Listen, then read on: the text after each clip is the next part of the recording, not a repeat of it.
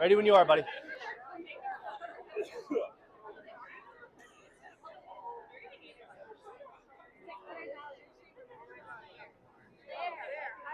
Good evening, everybody. My name is Zach Way. I'm a grad student over at Georgia State. I am the co-host of Astronomy on Tap. I'm functioning on half a night's sleep from observing last night, so I am on half empty. But the speaker tonight, who needs some introduction, is an extragalactic explorer aficionado and the only astronomer that I know who can drink more beer than me the night before observing. Dr. Justin Robinson, the founder of Astronomy on Tap, is going to talk to us tonight about EHT, black holes, AGN, astronomy. Full stop. It's the anniversary, so we're 2 years old. So please welcome Justin Robinson. Thank you so much.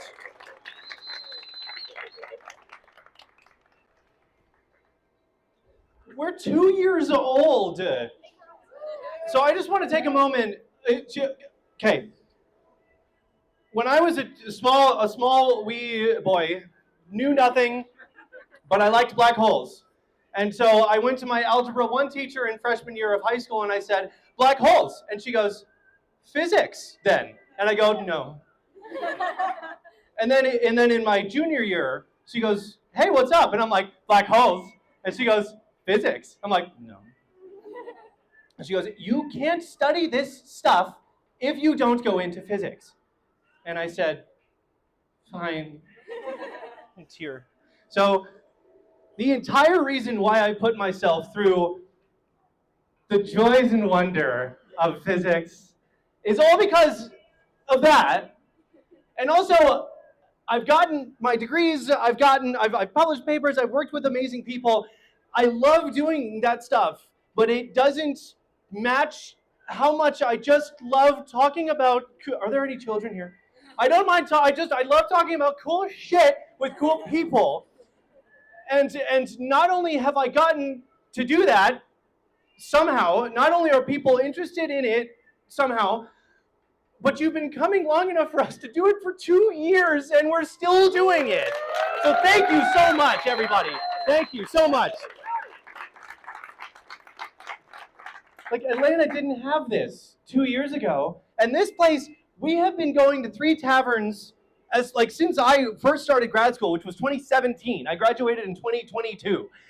In 2017, Atlanta, or the state of Georgia, one of the two, had just changed their laws to say, oh, no, you don't have to buy a ticket and do a tour of a brewery and then maybe have some beer. No, you can just go up and buy beer. That didn't happen until 2017. And we just came here because we liked it, because the people were great, and the beer, obviously, was great. And so we're like, hi, can we just do the science here? And they said, okay. So it's a huge thank you to the audience who have supported us for 2 years, but let's just have one huge round of applause to Three Taverns Brewery. The best beer in Atlanta. And they don't pay me to say that, I just say it because it's the amount of money that I've given to this company over the years. I should be a partner at this point. Anyways, the title and the subject matter of this talk is not just because it's my favorite subject. I mean it is, but it's not. So the first ever talk that we gave for Three Taverns for Astronomy on Tap was about the original images of the supermassive black holes that were released in 2019 and 2021. We gave that talk in 2023, 2 years ago. In the last 2 years, we have learned a lot about these things, and I just want to tell you about them. So, I can't tell you about black holes without talking about what space-time is. What is space-time? Space-time is a blanket. Space-time is a fabric which we all live in that will bend and skew and dent itself if you put mass in the thing. So I'm hoping that maybe if you're here, you also like science and astronomy, and maybe you've watched something on the Sci-Fi Channel. Perhaps you're like me and you watched Through the Wormhole with Morgan Freeman in the mid-2000s and got hooked on black holes. Hopefully you've seen an image like this where you represent space-time, where if you're going through space, you'd be traveling in a straight line on these grids, had it not been for the fact that there's a mass here and a mass here and a mass here. Every single mass that exists in space-time will create some sort of a dent. It's like a pothole in the road, and everybody has to travel along the road, and so if there's a pothole in the road, everybody who's traveling along that road is going to have to deal with that pothole, so on and so on. This has nothing to do with the city of Atlanta. It's sort of like, if you've ever seen something like this, where I have no idea what this is officially called, but you throw a coin in it, and the coin will spiral around for a very long time until it eventually falls in. The coin is launched from like a dock. Let's go back. Let's go back, everybody. Let's just go back. There we go. It's launched from a dock where if this surface weren't curved, it would go in a straight line. Everything that is moving will go in a straight line unless, one, a force acts on it, or two, the road in front of them is curved. You can think of gravity as a force that's causing things to not move in a straight line, or you can think of gravity as the thing that is producing this dent and changing the trajectory of things that would be minding their own business and moving in a straight line had it not been for the curve in the road that was introduced. So why are we orbiting the sun? The sun makes a big enough dent in space-time that rather than going in a straight line, the Earth is traveling along a very curved surface caused by the sun's gravity. Now, are we spiraling into the sun? No. These things are spiraling in because on Earth you have to deal with friction, you have to deal with air resistance, all of those things push on these coins, they lessen their speed, and so they spiral in. We are not doing that. Our orbit repeats itself every year, thankfully, so we're not spiraling into the sun. Light also travels through space-time. Light likes to travel in straight lines, just like everything else, unless there is a dent or a curve or whatever that's been placed in the road before the light travels through it. We travel on a curve because the gravity of the sun is denting the space-time that we travel in. If there is a dent in space-time, the path of light rays will also change. This was a prediction from Albert Einstein back in the early 1920s. Black holes were predicted from the theory of relativity, yet no one believed that they were real until Hubble went up and started proving that they were real in the early 2000s. There was 80 years of predictions of black holes, but no one believing the existence of black holes. Just like this, Einstein predicted that light should change its trajectory in the presence of large curves in space-time produced by mass. And everyone's like, okay, sure, well, why not? We're never gonna see that, but like, sure, buddy. Yeah, but like, we saw it. We've seen it. It happens. This is a real observation from the Hubble Space Telescope of a very large galaxy or galaxy cluster, one of the two, that's creating such an amazing dent in space-time that any light that's traveling to us that encounters that dent in space-time will be curved, will be smeared, will be magnified, will be everything that a normal curved piece of glass does to an image, which is bend it, which is lens it. If you curve space-time enough, it behaves like a big, thick piece of curved glass. It will lens your light coming from a galaxy that is far away. So what's happening here? Can everybody hear me right now? Okay. You have one big galaxy cluster. Huge dent in space-time that it's making, and then the thing that looks like it's smeared is a faraway galaxy farther from us. That light gets emitted from that galaxy, travels without a thought in its mind, and then all of a sudden crashes into this big pothole, and the image of that light during its trajectory gets smeared and bent and lensed and whatever, creating this, I don't know what you want to call that. Picasso? I don't know.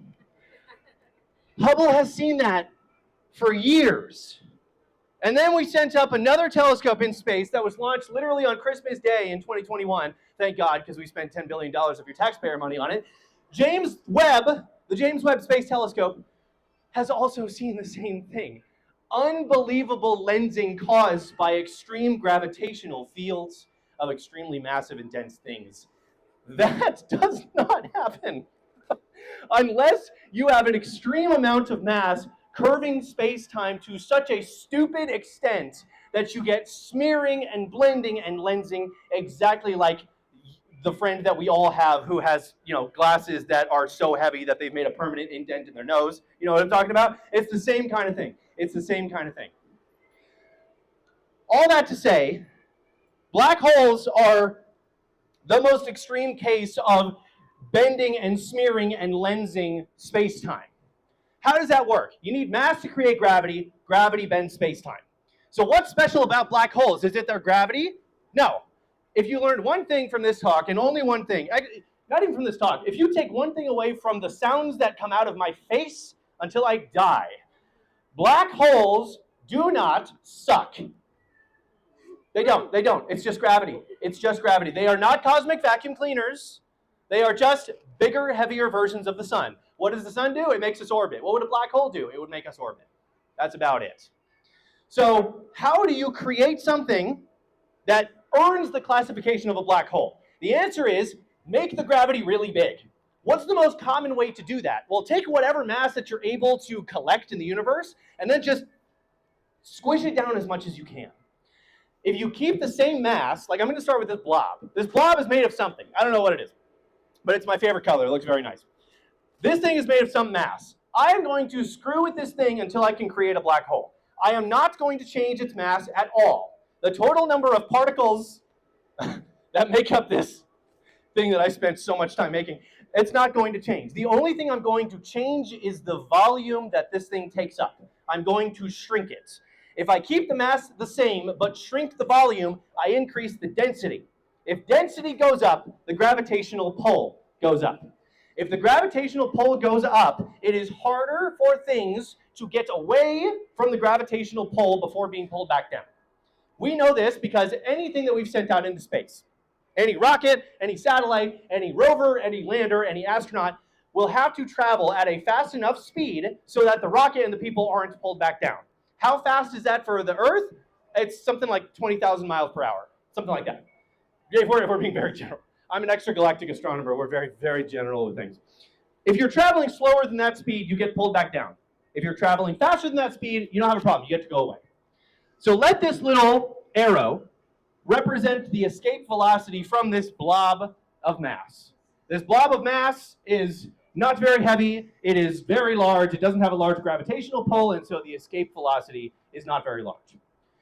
My question is, what happens to the speed at which I need to get away from this thing if I make it denser?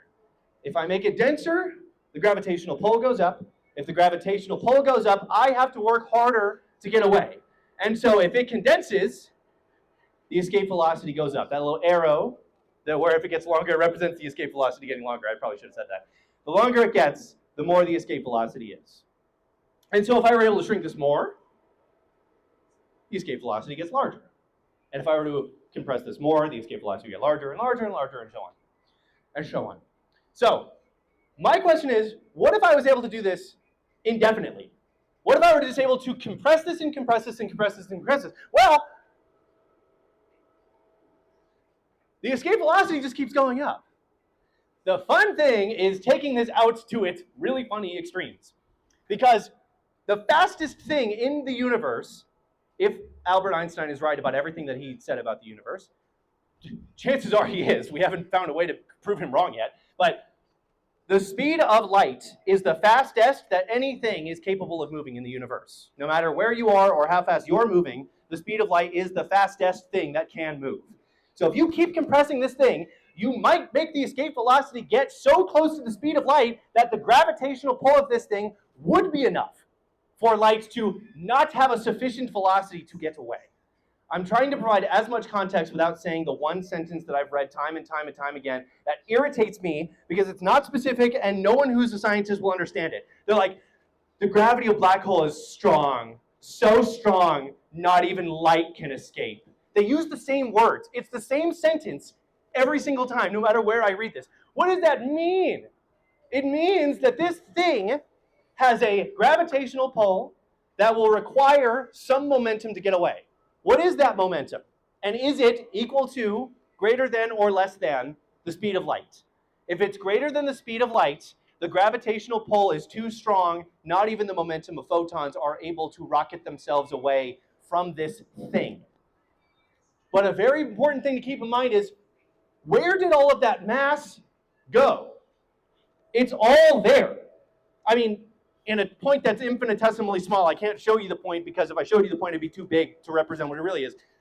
But it's all there. It's all in that one point. So what is a black hole? Well, I don't know yet, because if we made this kind of object, wouldn't we be able to see anything? No. The light can't escape, and the only way that you've seen anything in your life is from a photon bouncing off of something, going into the pupil of your eye and hitting your retina. If a photon doesn't do that, you don't see anything. The photons that are close enough to that mass that's somewhere in there, I don't know where it is, the gravitational pull in some sort of region is too strong. The photons can't get here, therefore you don't see it. The photons are physically incapable of leaving this region. So what do? We drink beer and be sad. But what do? We'll use things that we can see and detect. We can't directly detect any sort of radiation coming from a black hole, but we can detect radiation coming from disks or structures around black holes that do radiate light. So let's look at this schematic that looks like I made it in 1998 Microsoft Paint. Let's pretend that this gas, that this paintbrush app in MS Paint represents gas orbiting around what we think is a black hole. If that's the case, the light that's coming from this gas will trace out close to the vicinity of where this black hole is. But when you make gravity that strong, things orbiting around it behave very strangely. We will only be able to detect light coming from gas, generally. I don't see any physics faculty here, so I think I'm okay. In general, the most reliable signals that we detect from space are coming from structures emitting light and emitting that same light over very long periods of time. The universe is extremely old. It's 13.8 billion years. Most things that happen in space do not change on human timescales. There are things that do, but most things do not. So we, these 70, 80-year-old little specks of looking at the universe and wondering why, we're only here for a very short amount of time. So if we want to say anything, the light that we're getting from things has to have been doing that for a very long period of time, because we've popped up at a random time for a very short period of time and then we leave, as far as I know. So what can we rely on? We rely on lights coming from things that have been repeating their patterns for very long periods of time. If we look at a black hole, which is a very chaotic environment, lots of things changing very quickly, and we want to detect light, it has to come from gas that's on stable orbits. What is a stable orbit? It's something that repeats itself again and again and again. Our orbit around the sun, stable orbit. The moon around us, effectively, stable orbit. All the planets, stable orbits. And so photons are continuously coming from this gas because it's not being swallowed. It's continuously moving around, and so it's a constant source of photons. This is not the black hole, because there is a limit to how close gas can get to a black hole before it spirals in and stops emitting light. So for example, this would be a stable orbit, but if we were to just so happen see gas that got closer, we don't see this. It happens too quickly. If there was gas that was closer, it wouldn't be able to repeat its orbit and it would spiral in. Look, it kind of, if you were able to see this once in a lifetime shooting star event, it kind of traces out where the black hole is. And you'll notice that the black hole is a smaller circumference than what this gas is highlighting. That would be an unstable orbit. We're not getting anything from there. Is there stuff there? Yes. Is there gas there? Yes. Most likely at that temperature it's plasma. There's stuff there. But on Earth, if we don't have neutrinos or gravitational waves, the only thing we have available to us to detect, to tell us anything about space, is light. So is there stuff here? Yes. Is it emitting light that we can detect? No. So all this, I'm trying to set up something where these black hole images are using language that I don't like, and I'm going to make fun of it, but it doesn't make sense without this context. So keep this in mind. There's stuff here. The black hole is here. The edge of the stuff emitting light is here. The black hole is a smaller region than what the gas is highlighting. Keep that in mind. Alrighty. Because of how much black holes dent space-time, They will affect the path that light takes if it tries to leave close to the vicinity of the black hole. So let's say that this black hole had a ring of stuff around it, like Saturn's rings, except Saturn isn't eating its rings, these black holes are eating their rings from the inside out. Let's say there's a ring there. And let's say that we're looking at this thing so that part of the disk is pointed towards us and part of the disk is hiding behind the black hole. That gas will be emitting photons, but from our perspective, these photons have nothing in front of them between us. They just go right to us. They have no problem. Light that's coming from the part of the accretion disk, which is what this thing is, behind the black hole, if that light wants to come towards us, it has to pass through the dent that this black hole is making before it gets to us. So the dent in space-time that this black hole is making is going to take the light from behind it and curve it over the top of the black hole and curve it from underneath the black hole. So what image would you see? Not what is physically there, but what is the curvature of space-time making this region look like? It's taking light that's physical from behind the black hole, curving it up, curving it down, which makes the image look something like that. Does that ring any bells for anybody? Oh my God, it's one of my favorite movies. That's why Interstellar's black hole looks that way. Okay. This whole excuse was for me to just gush over the black hole in Interstellar. Interstellar is the most scientifically accurate movie ever made. No, Neil, I don't care what you say, it's not The Martian. It's not The Martian because Mars doesn't have an atmosphere. You can't have storms knock over Matt Damon if you don't have wind. Farming your potatoes and shit, I've heard that was pretty accurate. Fine, good, cool, good. If the whole impetus for your plot, anyways. Interstellar, the black hole is not CGI. It's not. It is a physical render of a simulation of an image of a black hole generated by running Einstein's theory of relativity equations through a supercomputer. Now, do you remember what was playing at the title slide? That orange thing that was, okay, that is a supercomputer simulation of a black hole. That is. Except it doesn't look like that. Why? What's always the reason, especially nowadays? Money. It's money. It's money. Sometimes really, really well-known, good grant writers in our department and other departments will get large sums of money to run simulations like this. Why do you need so much money? Because we want resolution. We want more pixels. More pixels requires more power. More power requires more energy. More pixels requires more rendering time. More rendering time requires more computation power. All those things equal money.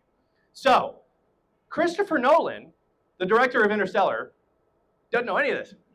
Neither do you. Why would you? So he goes, not knowing how any of this works, and he's like, hi, I want to create the most realistic black hole ever, and I know you guys do simulations, but I don't know how the rest of it works, and I don't know how much it costs. So if I were to give you like $100 million, could you make a black hole?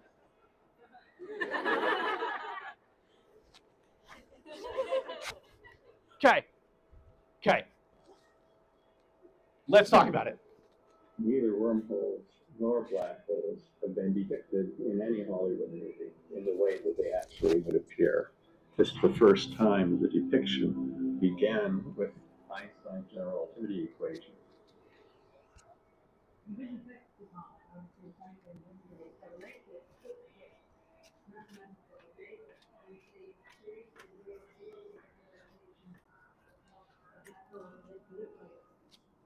Collaborations produce visualization of things which nobody ever managed to do before. So potentially may have discovered new things that were lurking there inside the mathematics, inside the physics. I worked out the equations that would enable him to do the gravitational lensing. And so you have light that comes from the star behind the black hole. It may come in, go around the black hole several times, and then come to the camera. And so you wind up with several different images of the star. The black hole warps the space so much, it just looks like you're looking at a strange sort of funnel in the sky with this intensely black circle at the middle of it. But the gravity of the black hole draws in all the matter from the surrounding universe. And this spins out into a giant disk around the central sphere. And as it whirls in towards the centre, the gas gets hotter and hotter. And this thing, the accretion disk around it, shines brilliantly.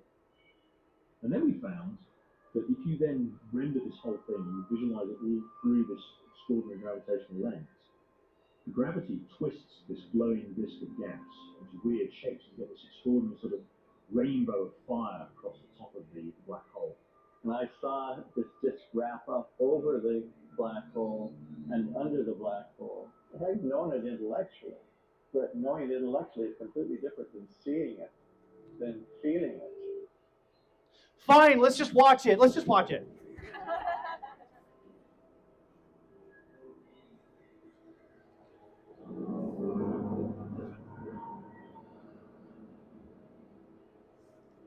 Yeah. My wife's in the audience and she can back up everything that I'm about to tell you. Watching movies with me, if you're not a movie nerd or a movie buff, is torture.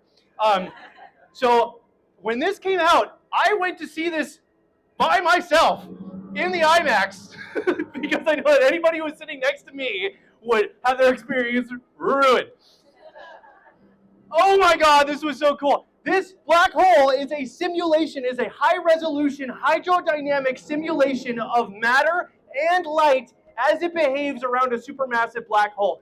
We have never, ever been able to achieve simulations at this higher resolution, not because we don't know how to do it, it's just because no one wanted to give us the money until Christopher Nolan. So what is the whole point? We published papers out of this. We published 2 scientific papers out of black hole accretion physics. And listen, if you do a simulation in physics at all, the whole point of writing a science paper is for somebody else to read it who has no idea who you are or what you do or what your topic is. If you write a good enough paper, somebody can read that, reproduce your results exactly. That is the reproducibility of science, and that's why astrology is not a science. Anyways, you have to tell people how you ran your simulation. You have to tell them what the computer you used. You have to tell them how long you ran it, how many simulations you ran, how many calculations you did. You also have to tell them the resolution so that if they want to reproduce your results, they have to do it in the same resolution.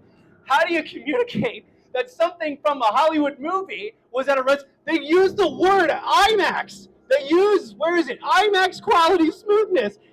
The resolution is IMAX. I think I've said my piece. Okay.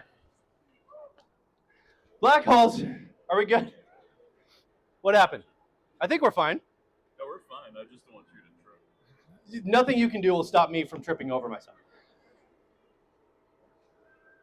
Interstellar's black hole is perfect.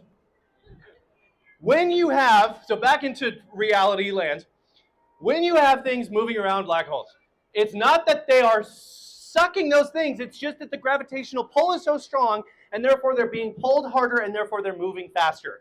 Here's a fun thing that happens to light if you make it move really fast. It's the same thing that happens if you're standing on a sidewalk. At any day or night, you will hear a siren in the city of Atlanta. You will hear a siren coming towards you, and it will sound higher pitched, and it will move away from you, and it will sound lower pitched. For those in the audience who are already ahead of me, this is the Doppler effect. Anything that behaves like a wave, sound, light, whatever, as the thing that's creating those waves is coming towards you, those crests and those waves get compressed, the wavelength of those crests goes down, frequency goes up. If we're talking about sound, a higher frequency means a higher pitch.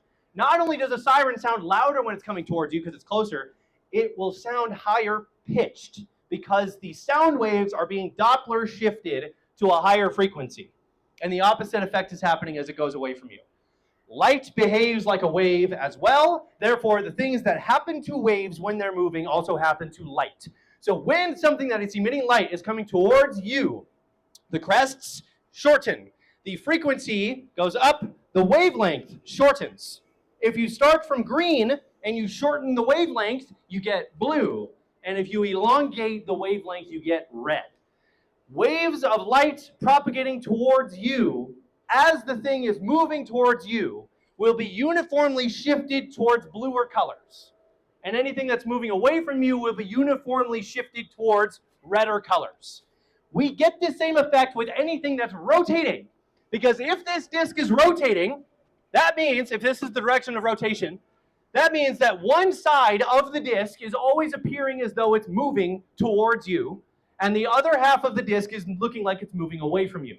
And so the light that is being emitted from this part of the disk is going to appear at a higher frequency color, and the opposite effect for the other side. So what would the effect of the overall light distribution of this image be? Well, I don't know. I don't know how to use Photoshop, so it's probably like this. It's probably something like that. I know how to use gradients. Anyway, so all that to say, we know all this about black holes, or at least we think we do. Everything before the year 2019, every single depiction of a black hole that you have seen, pre-2019, pictures, videos, movies, simulations, whatever, all fake in some degree. Either they are computational simulations meant to represent reality with models, or it's an artist depiction that's usually motivated by real data, but they haven't been real. And so a bunch of astronomers literally across the world said, let's try and make a telescope that would be big enough to take the first real image of a supermassive black hole. Who is the target? Well, supermassive black holes live in galaxies, and one of the biggest black holes that we know of lies in this galaxy right here that was observed by the Hubble Space Telescope. This is Messier 87, or M87, a giant elliptical galaxy that's emitting a gigantic relativistic beam of ionized plasma. It is a gigantic space plasma cannon, plasma being shot out like a rail gun from the north and south magnetic poles of, well, that's coming later. Here's a better view of it. That's the jet. There's another jet pointing that way. We just can't see the light for many reasons. Ask me after the talk. This thing is a laser that is blue, one, because it's really energetic and hot, but also it's being blue shifted because it's coming towards us. The jet is almost pointed directly at the Earth. Nothing would happen if it did. There's a lot of things pointed directly at us, but it's almost pointed directly at us. There is a black hole sitting in there, and our mission was to figure out a way. Am I being too loud? Our job was to figure out a way to take a picture of it. How do we do it? Well, first, we make expectations for ourselves. We say, all right, we're going to get an image of this thing that we've never seen before, and we do not know whether or not our physics that explains what we think is going on is true. So we have a reasonable expectation as to what we thought we were going to see, but we didn't know what we were going to see until we took the image. Because before 2019, there were no real images of black holes. And so these folks over in Frankfurt that were part of the Event Horizon Telescope collaboration, which was this array of telescopes that I'm going to tell you about in a second, made a simulation of what they think that the disk around this supermassive black hole is doing, and how the jet that gets produced is behaving. Watch this. There's the black hole. This is the gas that's orbiting very quickly in the accretion disk. And these are the jets. What's going on? The jets are being funneled out of the north and south pole, not of the black hole, but of the magnetic field being created by that disk. How do you make a magnetic field? You take charged things and you make them move. Keep them moving. Keep moving, keep moving, keep moving. You make a magnetic field. Think of a bar magnet, where the north pole is pointing out of the north pole of the black hole, and the south pole is pointing the other way. So the magnetic field will take all those charged particles and those photons coming out of the accretion disk and funnel them, like, like pushing two of the same poles of a magnet close together. You push them out of the north pole or out of the south pole and create two jets. If we're right about this, I shoved a lot of stuff out of the carpet. If we're right about this, then the jet is usually produced perpendicular to whatever the disk is doing.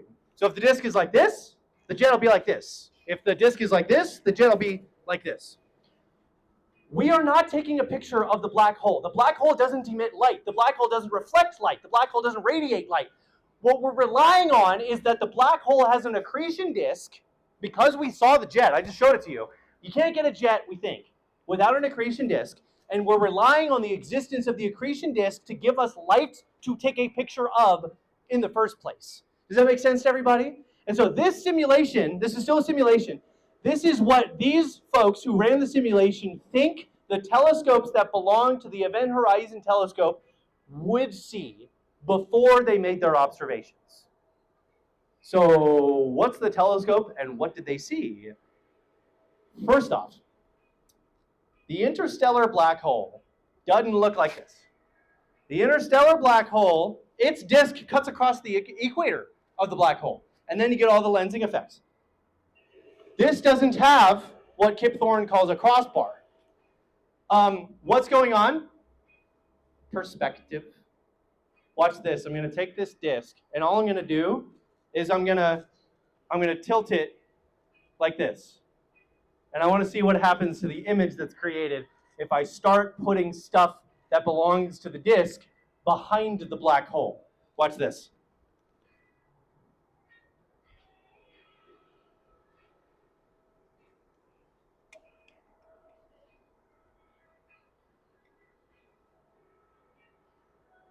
I used this in a lab that I had written in a previous university that I was at.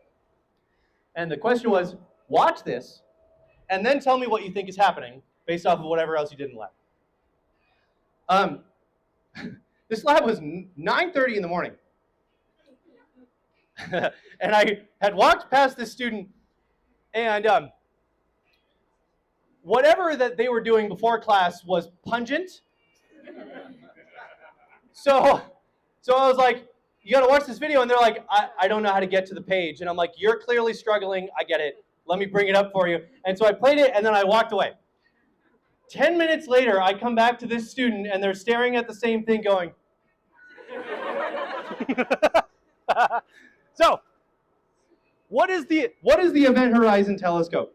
The Event Horizon Telescope is a distribution of smaller telescopes spread over an effective half of the surface area of the globe to work together and observe the same things at the same time to simulate a telescope with a diameter that's equal to the distance between the two farthest telescopes. This was the original grid of all telescopes and their geological locations that participated in the observations of the Event Horizon Telescope. In other words, we turned half the fucking Earth into a telescope. Listen, I know the world is like not great right now, but like we turned half of our planet into a telescope to take a picture of a black hole.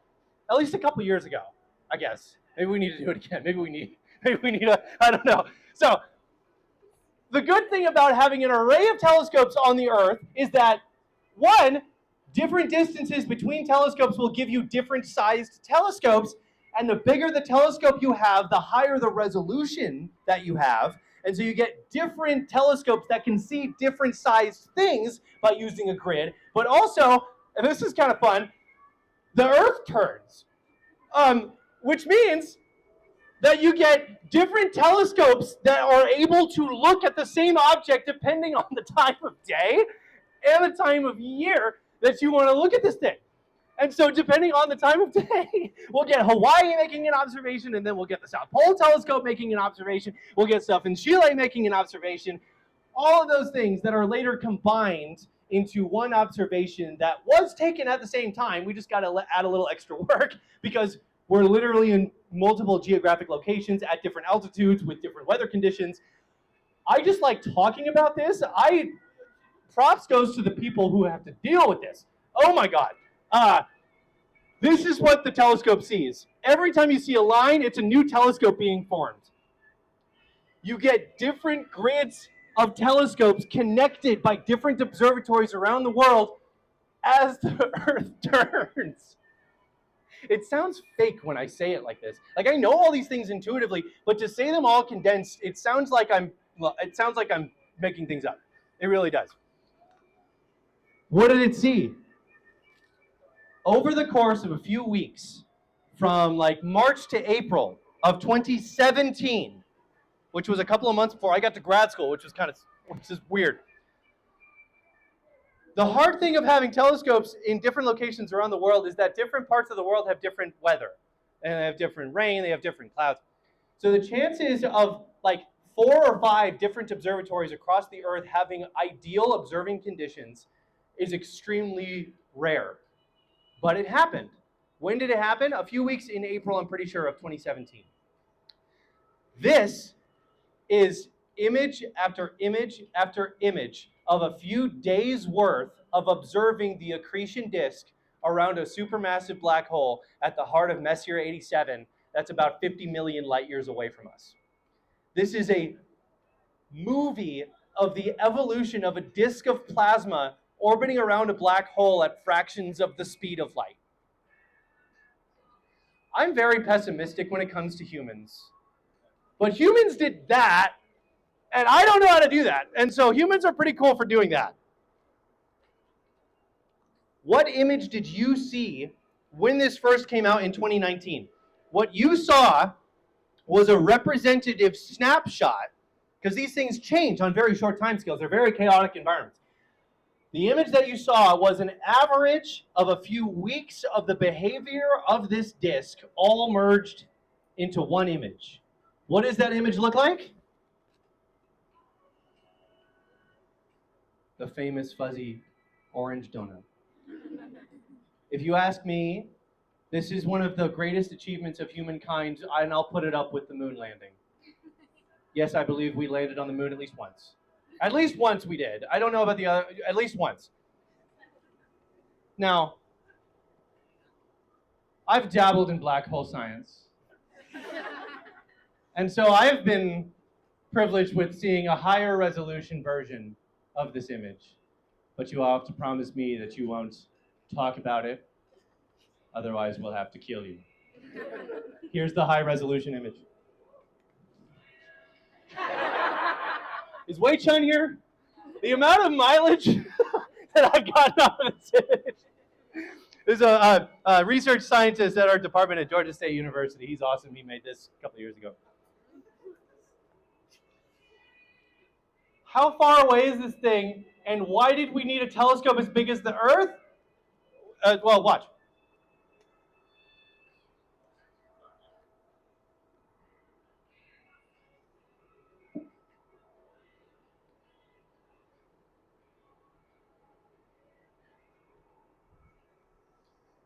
This will overlay real observations from other telescopes seeing things on bigger and bigger scales.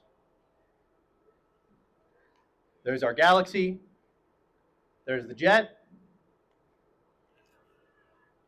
Zoom in the different observations closer in.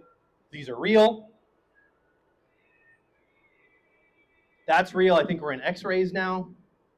And finally, the source of everything that you just saw, which is the stuff that's desperately trying to get away from this black hole. Kip Thorne, the special effects supervisor, executive producer on Interstellar, he gave a lecture about the comparison between what their simulation showed, which was the highest resolution, most accurate simulation of a black hole to date, still is, to what our actual observations were. And I'm just going to let him say it, because I'm just going to play it. It's not quite the same. I've had a number of people email me and say, gee, you really got it right. We didn't get that right at all. There's no crossbar here. And it's brighter on one side, we're not brighter on one side there, so what's going on? Well, here is one way to understand what's going on. So the camera for the movie Interstellar is near the plane of the disk, and so that's what it looks like in Interstellar. But we're going to move the camera up to the North Pole and see what happens. It's pretty obvious. You lose the crossbar. And then you blur things out. Because the radio astronomers don't have very good angular resolution.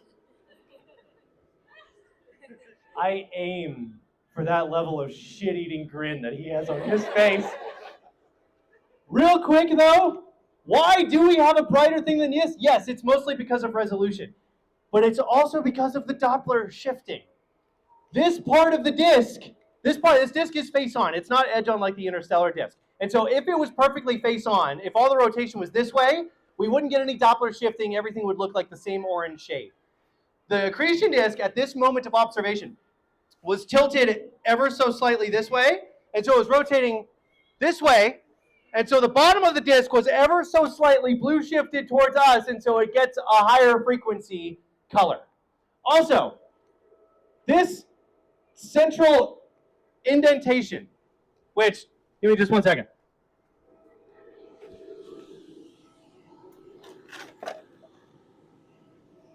Another research scientist in our department, Dr. Jeremy Jones, who works on nearby star clusters in the Milky Way, made a 3D print of this black hole image.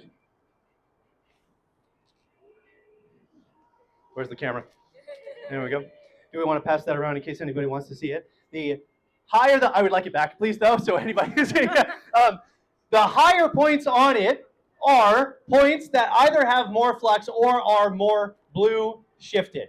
And so it shows you physically the points in the disk where, if the disk is warped, there are places where it's going to be more angled towards you and places where it'll be more angled away from you.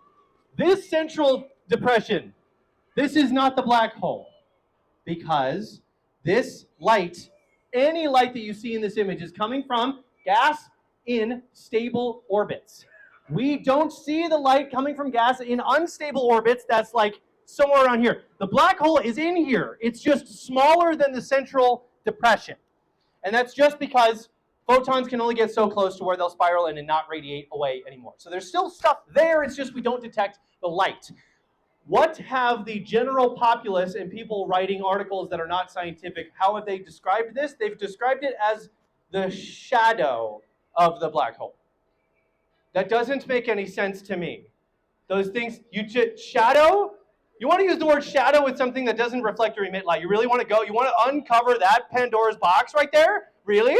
As scientists, we avoid things that we don't know about. We just don't talk about them. Don't do that. The shadow doesn't mean anything. It's just, stuff is here, we can't get the light, the black hole's somewhere in there. Stop saying shadow. Hate it. What happened afterwards? The black hole at the center of M87 was not the only target of the Event Horizon Telescope, because we have a supermassive black hole at the center of the Milky Way. If you look in the direction of the Sagittarius constellation, you're looking towards the center of the Milky Way. And so the object that we didn't know was a black hole until what I'm about to tell you was called Sagittarius A star. It's in that direction, and everything that's a black hole gets a little asterisk. Before Hubble went up, which was in 1990, and then we gave it LASIK surgery in the mid-90s, and then it started taking nice pictures, right? Folks closer to my age in the audience will know what I'm talking about. So after that, we did not know that black holes were science fact and not science fiction until Hubble started looking at the centers of galaxies. After Hubble, the scientific consensus is that every major galaxy in the observable universe has a supermassive black hole at its center, including the Milky Way. If you were to say that sentence in 1989, I mean, it would make people laugh, because no one would believe what you were talking about. So, starting from 1995 and going till 2019, a team of astronomers led by Dr. Andrea Ghez proposed a 20-year-long photometric observing campaign of the stars that were the closest to the gravitational center of the Milky Way galaxy, for the purpose of making a movie of all of the orbits around these stars, which were orbiting a previously unobserved point that we just thought was, well, that's just the center of the whatever. It's like two stars orbiting each other. There's nothing physically in the center, they're just orbiting the same point. Why would there be anything there? This movie that I'm about to show you, every orb is a star in the center of the Milky Way galaxy. And these orbs are about to move, and they are about to represent the physical movement of these stars over the course of 20 years around a previously unobserved point that didn't emit light. Watch this.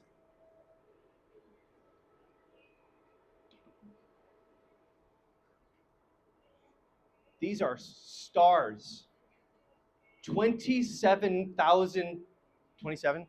8 kiloparsecs, 24? 24,000 light years away from the Milky Way, away from the Earth. Meaning that this light took 24,000 years to get to us. And we observed it long enough to see stars making complete orbits. We know how fast these stars are moving. We know how much ground they're covering. And so all that we have to ask is, how much mass is here to make these stars do what we just saw them to do? The answer was an object that had 4 million times the mass of the sun packed into a volume that was effectively the size of Mercury's orbit. There is no other object that obeys the laws of physics that we have chosen to best represent reality other than a supermassive black hole. So not only was this the best direct proof of the existence of a supermassive black hole, but this was, and still is, the most precise measurement of the mass of a supermassive black hole, and this was so important that it won the Nobel Prize in Physics in 2020. The Nobel Prize in Physics was split between a couple of different black hole scientists. Andrea Ghez won 1/4 of it because she was on the observing proposal and did the observations and made the movie that you just showed that proved all of that stuff. When the Event Horizon Telescope was formed, they shot at M87 first because it's bigger. We knew what to expect more than ours. Our supermassive black hole is smaller. The accretion disk is not it's not an accretion disk at all, actually. Whatever's falling into it is much more random than a disk that's being slowly eaten by a very large supermassive black hole. So we turn to the Event Horizon Telescope sites at the center of our galaxy.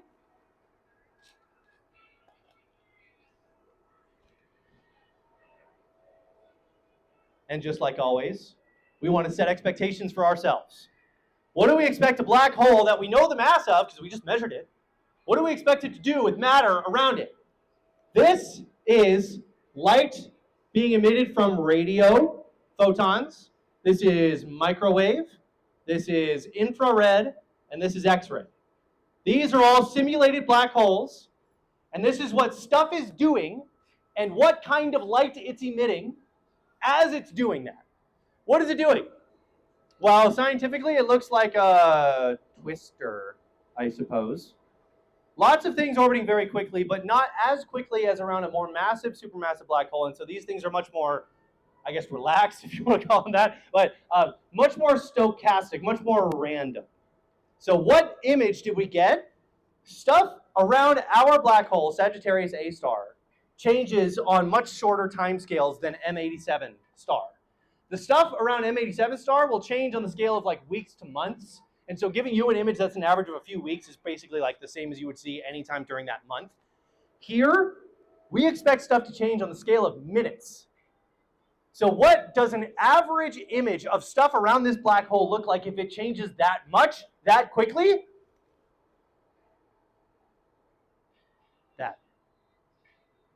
That is Sagittarius A star. That is our black hole. Do the bright spots mean the same thing as the bright spot at the bottom of M87 star? No. This stuff is not orbiting very fast. It's not in a disk. It's in a big swirl of randomness. So these are flares that occurred during the length of time that we were observing this thing. And so it's an average snapshot as to what was going on around this thing. Why did we choose these two? Sagittarius A star is the closest supermassive black hole to us. M87 star is not. It's way bigger than Sagittarius A star, but due to how far it is, it looks like the black hole in M87 is the same size as our black hole.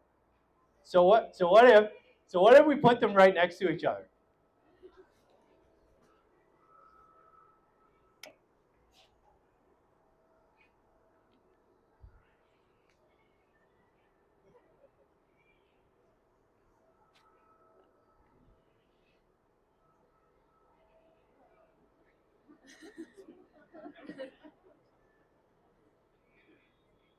It's big.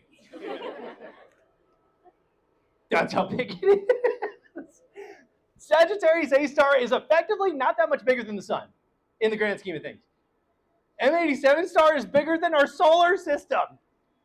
I love how we still are like, Pluto deserves to have its orbit put there. Like, from what we've done to it, like, just throw it above. So, like, the distance of Voyager 1 to the sun is effectively the inner diameter of the accretion disk around M87 star. So that was our results circa 2021. What's been going on? Well, here's M87 star, and the image processed from observations not in 2017, but in 2009. You're going to see this disk and its image evolve over the course of a couple of years. Watch this.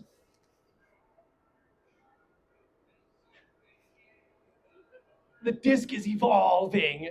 It's changing. Now, is it flipping its rotation direction? No. If it's tilted, like, if this is the accretion disk, if it's tilted ever so slightly this way, and it's orbiting this way, the bottom is going to be blue shifted because it's this stuff that's moving towards you. If the disk was shimmying this way and orbiting in the same direction, or sorry, same direction, now the top is blue shifted and the bottom isn't. And so the hemisphere of brightness will change depending on, it's, anyways. What is the main result that we've learned from these things? We can detect light and where it is, and whether or not it's blue shifted or red shifted. But we can also, I know I'm running a little over, whatever. It's my program. I can go for however long I want. I'm almost done. I've got like 2 or 3 slides left. We can detect light. We can detect where it is. We can detect its frequency. We can detect its blue shift and its red shift. Another fun thing about light is that part of it, like the physical thing that we detect, can be influenced by whatever the magnetic fields were doing to it before it got to us. How? Well, I'm so glad you asked. Next is polarization. Light RCF object allows us to see them. Light is an oscillating electromagnetic wave. We see different frequencies of that oscillation as different colors. The electric field component of a light wave can oscillate in any direction perpendicular to the direction of travel. Light from the sun oscillates in all directions. We say it is unpolarized. If the waves have a preferred direction of oscillation, they are polarized. For example, light from your phone is vertically polarized. Your polarized sunglasses are a polarized filter. Here, they let vertical polarization through. If we rotate them, almost all the polarized light gets blocked. Light produced by a torch is unpolarized. When we place a polarized filter in between, the light becomes polarized. In space, randomly moving hot gas, or plasma, emits unpolarized light, like the torch. Plasma, threaded by a magnetic field, is ordered, and the emitted light is polarized. The magnetic field acts as a polarized filter. The strong gravity near a black hole bends the magnetic field and twists the polarization direction of the light from the surrounding plasma. The polarized light rays that manage to escape travel to a distant camera. The intensity of the light rays and their direction are what we observe with the Event Horizon Telescope. Using this knowledge, we can map out the magnetic fields that surround black holes. So that's what's going on. What do we actually detect? I have another really good video, but the narrator, shall I say, does not have as much charisma as the narrator of this one. The plasma swirling around a black hole has magnetic fields right and left. If the magnetic fields are weak, the plasma drags them into a circular pattern. The plasma produces light waves that oscillate perpendicular to the magnetic fields, resulting in this polarization pattern shown here using white tick marks.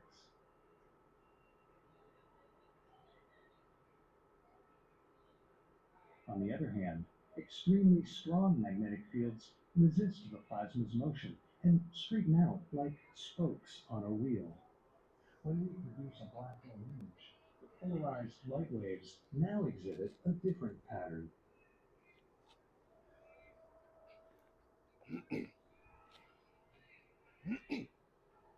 Finally, if the magnetic field strength falls somewhere in between these extremes, it generates a spiraling pattern.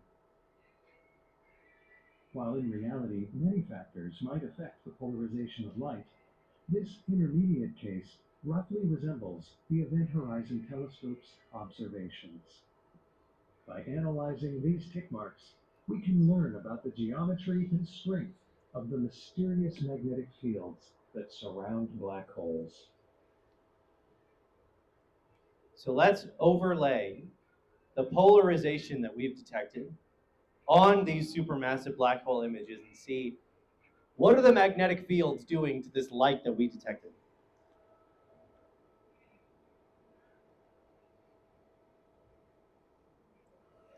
M87, Sagittarius A star.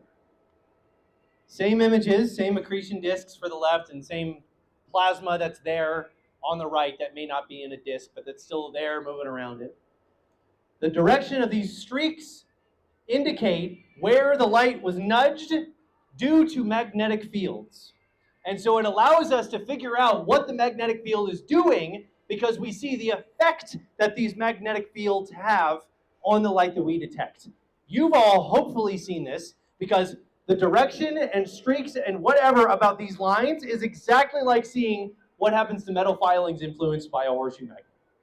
It's the same thing. Pretend you don't see the magnet. You just see the metal filings in very nice, magnetic field lines. Gee, I wonder why they're distributed like that. And so we can use this stuff to understand this stuff. And we're continuously doing that. What's going on? What's been going on with M87?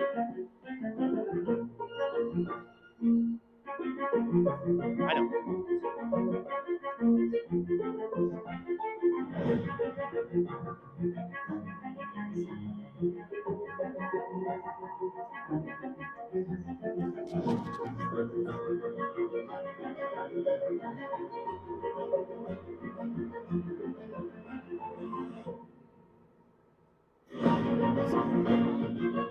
It's so dramatic.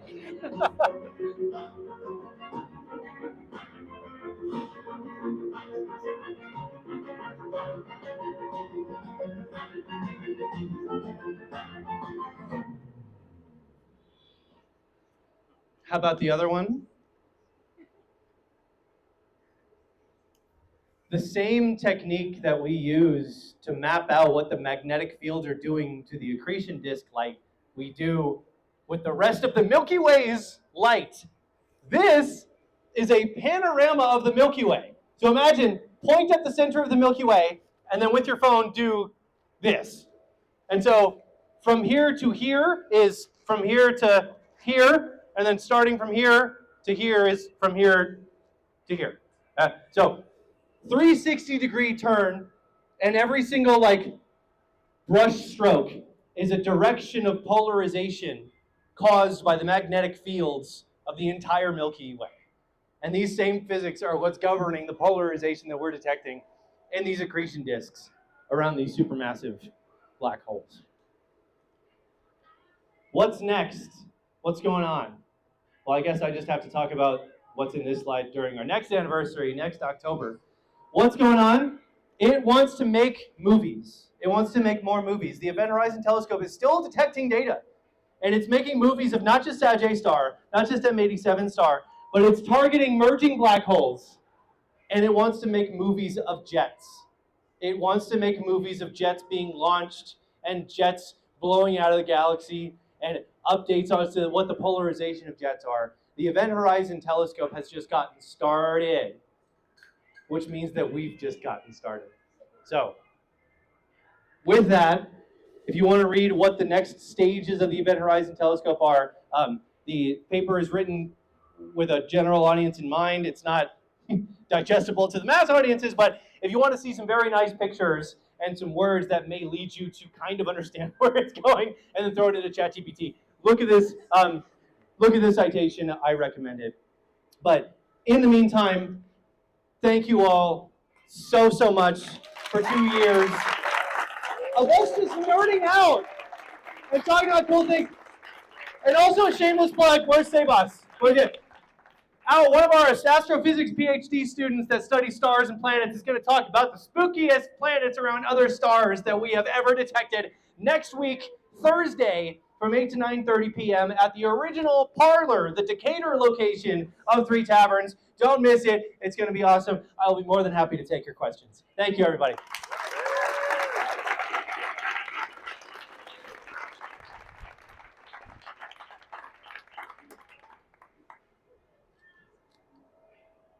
Any questions?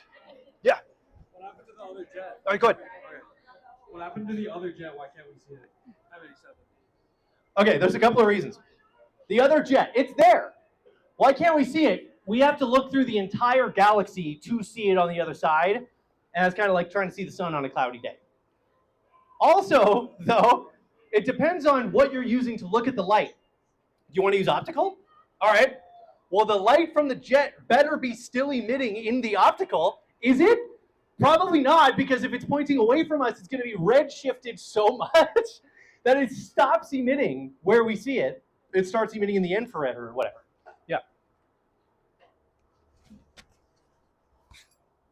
Is the black hole so dense that it's not part of like the three or multi-body problem thing? Oh, it most certainly is. The question was, are black holes so dense that they don't play a role in like three-body problems or chaos problems that you might have heard? It's just gravity. It's just gravity, and it interacts with other things exactly like how gravity describes them. The only time it gets interesting is when you put something really, really close to it. Yeah.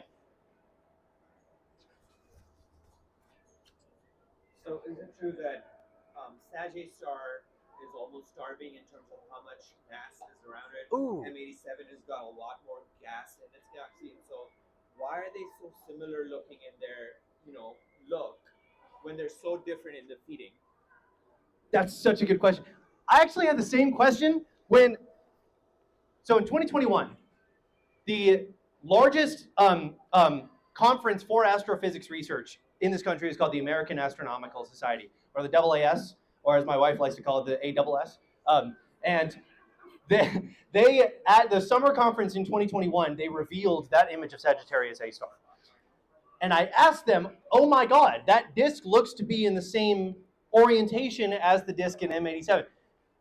So does that mean that it's like the jet is pointed in the same way? And their answer was, well, if it was eating as much as the other black hole was, then yes, all of that would be true.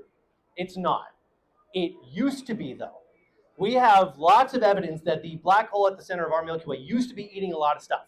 Because if you look directly above the plane of the Milky Way, you see a lot of heated gas. And then below the Milky Way, you see the same thing. But you don't see it in any other location. So we think that our black hole is eating stuff, shooting out jets, up and below the Milky Way. But the disk is oriented so that you would expect the jet to be pointing towards us. And so I said, has the axis of our black hole precessed? Has it tilted over long periods of time? And they were very good scientists and very responsible scientists, and they said, thank you for coming. They couldn't make that claim, but probably. We think that it used to be, and why is it in its state that it is now? It ate all the stuff around it. Or the Milky Way doesn't have as much to feed it as M87 does. Or a couple of other things. Yeah. Great question.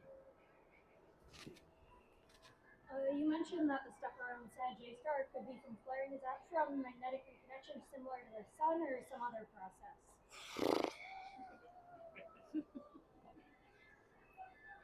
You actually study the sun. So you know more about this than I do. I would assume that the state of the matter around the accretion disk and in the sun is probably similar in its plasma state, meaning that if the flaring is caused by magnetic fields, then the magnetic fields would probably behave more similar than not. And I'm going out on a leap. I'm teaching electromagnetism for the first time next semester, so ask me then, and I think I'll have a better answer. Perfect. Plasma is just plasma. Any other questions, or I'll take one more, and then we're going to train that telescope on Saturn until this place closes. All right. Excuse me so much. Thank you.